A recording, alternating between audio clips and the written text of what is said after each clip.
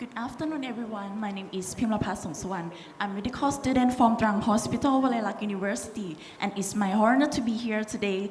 And today I will be presenting my research project on the topic of the association of my thrombocytopenia with increasing risk of postpartum hemorrhage. Postpartum hemorrhage is one of the three major obstetric conditions that causing maternal mortality. The research team indicated for ACOG 2006 as a reference for diagnosed postpartum hemorrhage for early detection and no delays in patient care, while also including outcomes for blood loss more than 1,000 milliliters or greater than in 24 hours after delivery process to align with the current definition as the ACOG 2017. Thrombocytopenia is a risk factor for postpartum hemorrhage. Additional studies have shown that the platelet level considered risk vary across different in any guidelines. ACOG states that platelet count below 70,000 cells per milliliter is a risk factor, while the CMQCC identified that platelet count below 100,000 as a risk. However, there is no definition about on-mild thrombocytopenia, which defined as a platelet count between 100,000 and less than 150,000 cells per milliliter is also risk for postpartum hemorrhage. The research team recognized of this knowledge gap, especially in mild thrombocytopenia. This research is studied to aim to identify risk factor in pregnant women that may lead to postpartum hemorrhage. The findings indicate that assessing this risk factor can help identify up to 60 to 85% of pregnant women at risk. This allows for better preparation in maternal care and help to reduce maternal mortality rate. We designed this research study as a retrospective cohort study, and the objective of this research is to study the correlation between mild thrombocytopenia and the increasing risk of postpartum hemorrhage, and to investigate the increased risk of the blood loss 1,000 milliliters or greater within 24 hours after the birth process, and the use of methylglucometrin, misoprostol, and sulprostrol after delivery, which is the second and third line drug for uterotonic agent for treatment of postpartum hemorrhage and the blood transfusion after delivery. We study in the setting of maternity and postpartum ward in Department of Trang Hospital. The study period was 5 years from October 2019 to July 2024, and data was collected from Trang Hospital database using the HOST-AP program to retrieve patient information, and the sample size was calculated using the Info Study program based on our research literature review.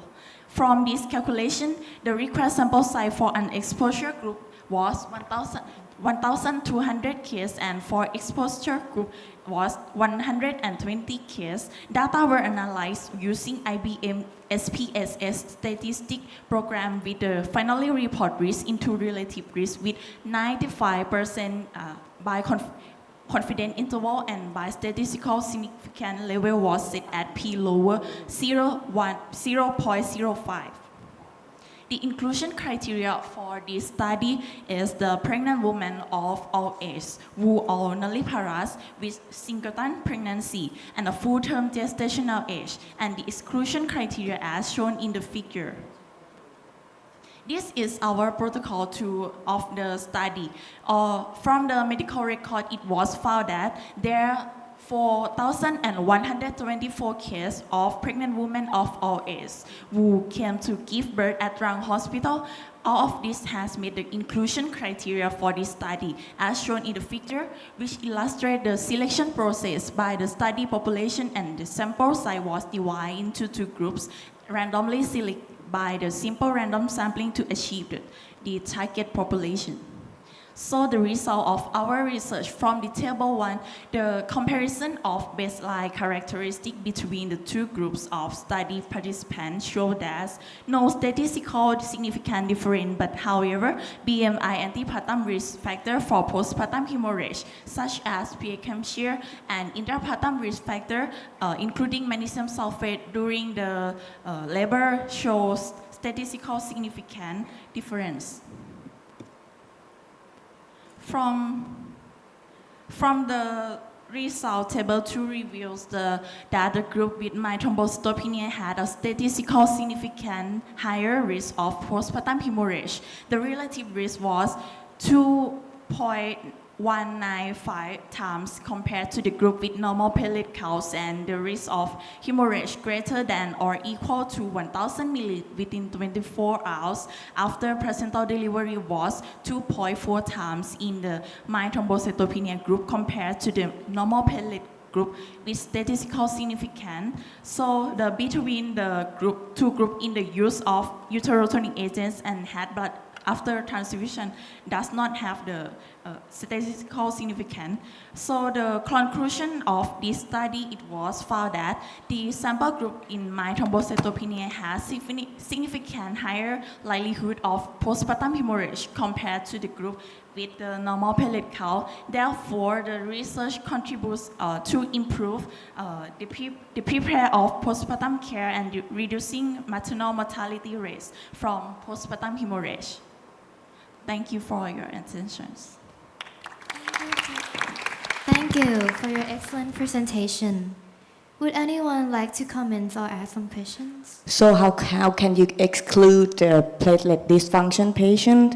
Because the patient with like Bernard-Solier syndrome have the mild thrombocytopenia as well.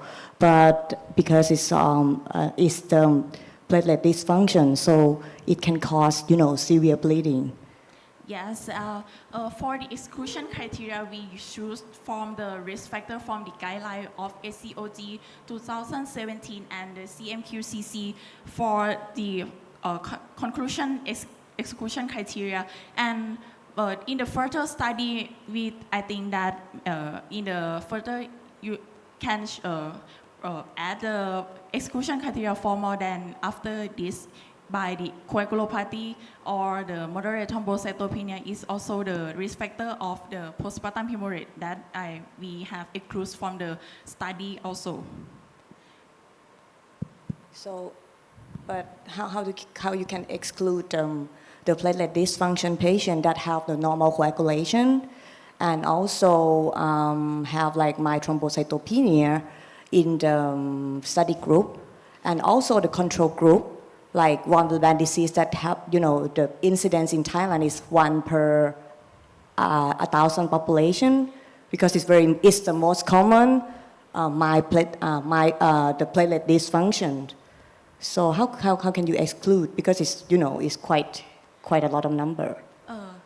The data was in our collection. The data was manual by the collect personal record for each individual from the hospital database using the hospital XP program to retrieve the information, just like about the coagulopathy of the patient or the thrombocytopenia of the patient. We choose from the information of the patient from all the medical record in the HOSP program, and we exclude of all the risks that can induce to happen about postpartum hemorrhage too.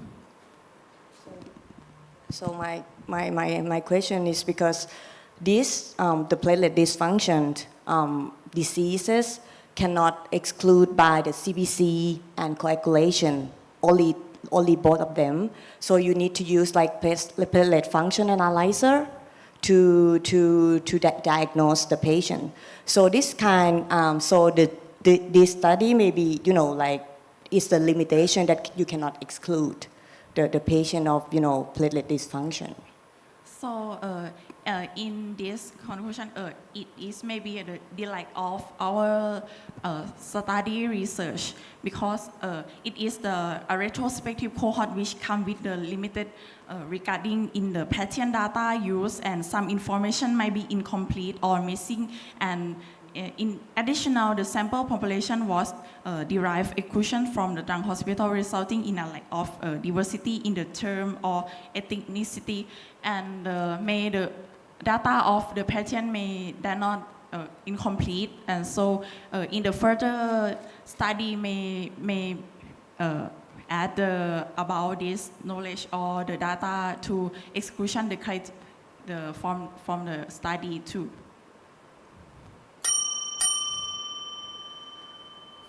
Thank you. Thank you.